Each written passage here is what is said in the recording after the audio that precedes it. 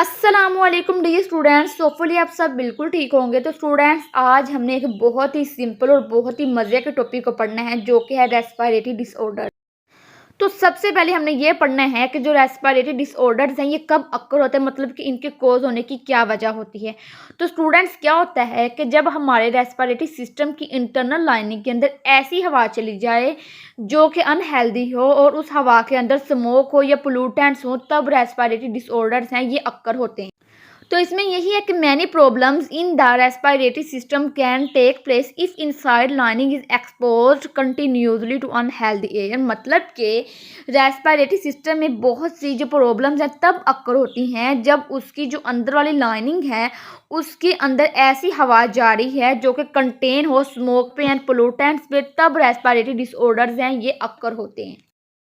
अगर बेसिकली देखा जाए, ऐसा शख्स जो कि ऐसी हवा अनहेल कर रहा है, ऐसी हवा अपने अंदर लेके जा रहा है जो कि अनहेल्दी हो और उस अनहेल्दी एयर के अंदर स्मोक हो या पोल्यूटेंट्स हो, मतलब कि पोल्यूटेड एयर हो, तब जो रेस्पिरेटरी डिसऑर्डर्स हैं ये अक्कर होती हैं।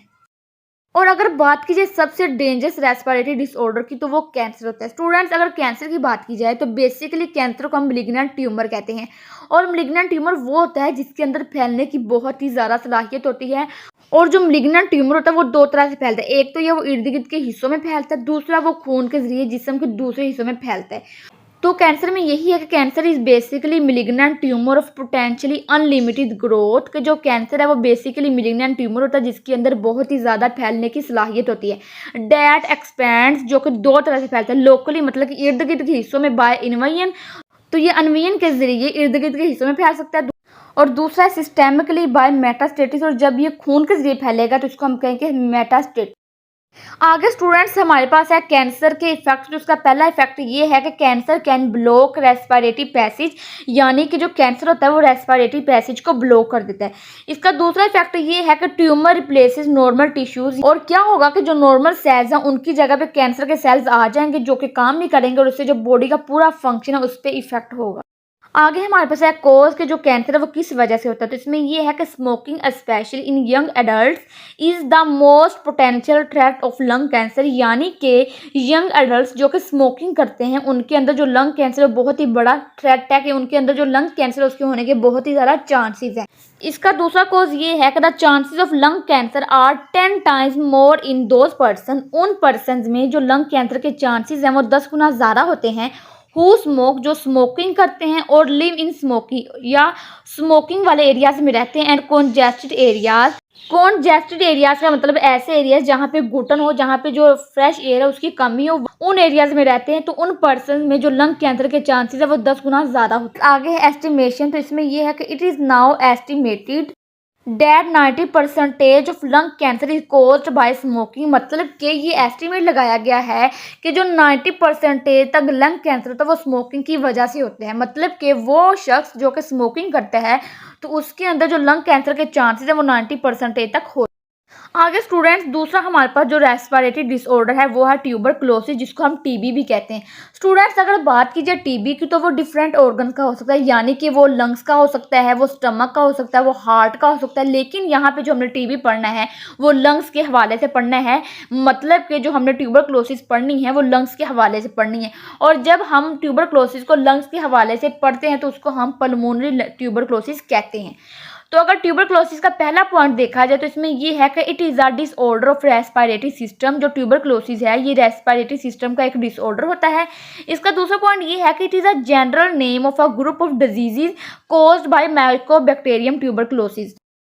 इसका मतलब ये है कि जो ट्यूबरक्लोसिस है वो माइकोबैक्टीरियम ट्यूबरक्लोसिस की वजह से होती है। तो स्टूडेंट्स, आपसे पूछा जा सकता है कि कौन सा बैक्टीरिया ट्यूबरक्लोसिस की वजह बनता है, तो आपने कहना है कि माइकोबैक्टीरियम ट्यूबरक्लोसिस की वजह से ये बीमारी होती है। आगे हमारे पास है पल्मोनरी ट्यूबरक्लोसिस, यानी कि लंग्स की डिजीज। तो इसमें यह है कि it is a disease of lungs. तो जो पल्मोनरी ट्यूबरक्लोसिस होती है ये लंग्स की बीमारी होती है। आगे हमने पढ़ने हैं इसके इफेक्ट के, इसके इफेक्ट क्या होते हैं। तो इसमें यह है कि inside of the lung is damaged. Students, क्या होता है कि जो माइकोबैक्टीरियम ट्यूबरक्लोसिस होता है ये लंग्स के अंदर जाता है और लंग्स के जो स्ट्रक्चर्स होते हैं जिस तरह अल्व्यूलाई और ब्रोंकाई इनको डैमेज कर देता है। फिर क्या होता है, रिजल्टिंग इन कफ, खांसी लग जाती है, फीवर, बुखार हो जाता है। आगे स्टूडेंट्स हमारे पास है अकरेंस। तो क्या होता है कि जो माइकोबैक्टीरियम ट्यूबरक्लोसिस है वो दो चीज़ों की वजह से ग्रो होता है। एक तो होता है मेल न्यूट्रिशन की मतलब कि साफ सुथरी खुराक ना खाना, इसकी वजह से भी जो माइकोबैक्टीरियम है वो ग्रो होता है। और दूसरा है पुअर लिविंग कंडीशंस की वजह से, मतलब कि आप एक ऐसे इन्वायरमेंट में रह रहे हैं जो कि बहुत ही ज़्यादा गंदा है, बहुत ही ज़्यादा डर्टी है, बहुत ही ज़्यादा अनहेल्दी, तो उसमें भी क्या होता है कि जो माइकोबैक्टीरियम ये ग्रो करता है। तो इसमें यही है कि malnutrition and poor living conditions facilitate mycobacterium to grow. तो क्या होता है कि जो मेल न्यूट्रिशन और पुअर लिविंग कंडीशन है, इसकी वजह से जो माइक्रोबैक्टीरियम है वो ग्रो करता है। आगे इसका सेकंड पॉइंट ये है कि it is more common in poor people. Students, क्या होता है कि जो ट्यूबरक्लोसिस की बीमारी होती है ये पुअर पीपल में बहुत ही ज़्यादा कॉमन होती है। की वजह ये है कि जो गरीब लोग होते हैं उनके घर छोटे छोटे होते हैं, और अगर किसी एक को बीमारी लग जाए तो दूसरे को भी लग जाती है, तीसरे को भी लग जाती है।